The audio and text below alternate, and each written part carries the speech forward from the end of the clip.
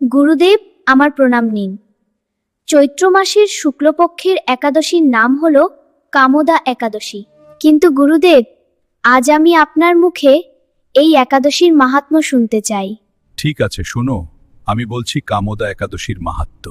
চৈত্র মাসের শুক্লপক্ষের কামোদা একাদশী ব্রতমাহাত্ম্য বরাহ পুরাণে বর্ণিত হয়েছে। মহারাজ যুধিষ্ঠির বললেন, হে বাসুদেব, আপনি কৃপা করে আমার কাছে চৈত্র মাসের শুক্লপক্ষের একাদশীর মহিমা কীর্তন করুন। শ্রীকৃষ্ণ বললেন, হে মহারাজ, এই একাদশী ব্রত সম্পর্কে এক বিচিত্র কাহিনী বর্ণনা করছি, আপনি তা এক মনে শ্রবণ করুন। পূর্বে মহর্ষি বশিষ্ঠ মহারাজ দিলীপের কৌতূহল নিবারণের জন্য এই ব্রতকথা কীর্তন করেছিলেন। ঋষি বশিষ্ঠ বললেন, হে মহারাজ, চৈত্র মাসের শুক্লপক্ষের একাদশীর নাম কামোদা।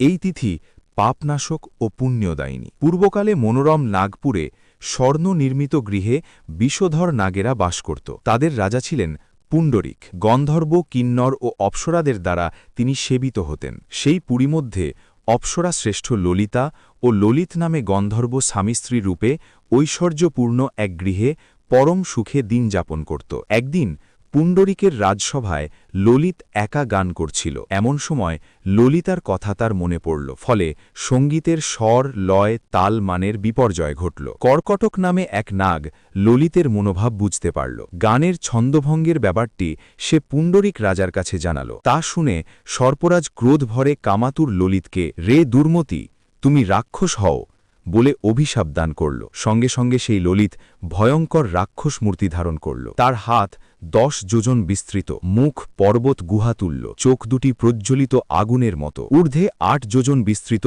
প্রকাণ্ড এক শরীর সে ধারণ করল। ললিতের এরকম রাক্ষস শরীর দেখে ললিতা মহা দুঃখে চিন্তায় ব্যাকুল হলেন। স্বেচ্ছাচারী রাক্ষস ললিত দুর্গম বনে ভ্রমণ করতে লাগল। ললিতা কিন্তু তার সঙ্গ ত্যাগ করল না। ললিত নির্দয়ভাবে মানুষ ভক্ষণ করত। এই পাপের ফলে তার মনে বিন্দুমাত্র শান্তি ছিল না। পতির সেই দুরাবস্থা দেখে ব্যথিত চিত্তে রোদন করতে করতে ললিতা গভীর বনে প্রবেশ করল। একদিন ললিতা বিন্ধ্য পর্বতে উপস্থিত হল। সেখানে ঋষ্যশৃঙ্গ মুনির আশ্রম দর্শন করে মুনির কাছে হাজির হল। তার চরণে প্রণাম করে সেখানে দাঁড়িয়ে থাকল। মুনিবর জিজ্ঞাসা করলেন, হে সুন্দরী, তুমি কে?